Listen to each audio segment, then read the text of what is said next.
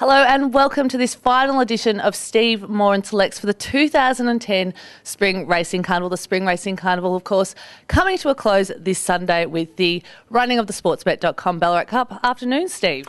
Yes, hi Rebecca. Looking forward to the weekend's action. A good meeting at Moonee Valley, and I suppose for those who think the carnival is over, the people of Ballarat, which just happens to be my birthplace, probably think differently. It's a terrific meeting there on Sunday. First of 10 races at 12:15. The Cup race 8 at 12 minutes past 4. It's a pretty good cup field this year, and it will be interesting to see how it goes being run on a Sunday for the first time. Well, before we get into the Ballarat Cup, we might have a look at Moonee Valley this Saturday, the Metropolitan meeting there. Let's look at the Leilani Classic. Who do you like in that? Well, I'm going with Gerizana, who was so good behind Status Symbol down the straight at Flemington. Probably not in the right part of the track there. Status Symbol had all the favours as it turned out. Gerizana first run this preparation and gets back onto a much better surface at Moonee Valley this week, which is going to suit her. It's quite a competitive race. There's 2 or 3 others also coming through that Status Symbol race at Flemington. You've got the likes of Miss Octopussy, who was such a good winner at the Valley some 6 or 7 weeks ago, has been kept fresh for this, but I'm pretty keen on Gerizana, and in fact I think she's the best bet on the program. Fantastic. Let's now move to the Ballarat Cup on Sunday. Who do you like there? Well, I'm going with Playwright. I'm a little concerned about My Bentley as one of the principal dangers. There's 4 horses that are really going to dominate the market here. Playwright, My Bentley, Kidnapped and Red Colossus. They will certainly be the top 4.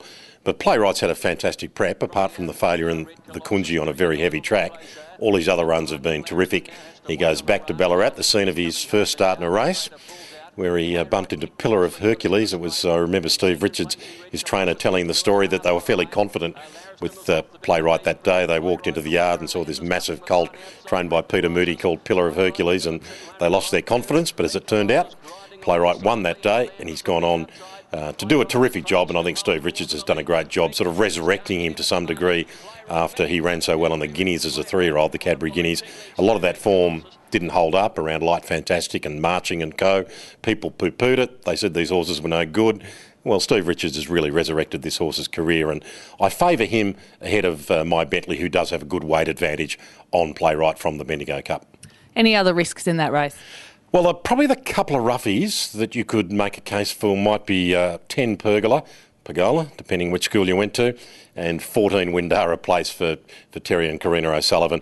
Pergola's only had the 2 runs after a very long layoff, ran well at Flemington second up, and Windara Place after an even effort in the Bendigo Cup was a good winner last start, and Windara Place has had a terrific campaign. I think they're the 2 at a little bit of odds that could feature. And your best bet for the weekend?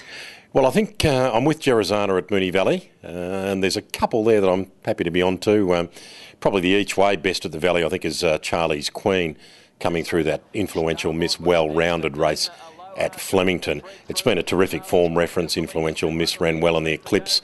Kai's the Limit very nearly won the feature mares race at Sandown. Well-rounded, went on to win the Matriarch. Charlie's Queen ran 3rd there. There's good speed in the race. It's going to suit her. I think she's fairly gilt-edged each way. And, of course, your best roughie. Best roughie, a little hard to find one on the Valley program. Maybe race 7, number 7, Soul Chow. Very much conditional on the track holding up to be good. I think it will. The forecast is fine.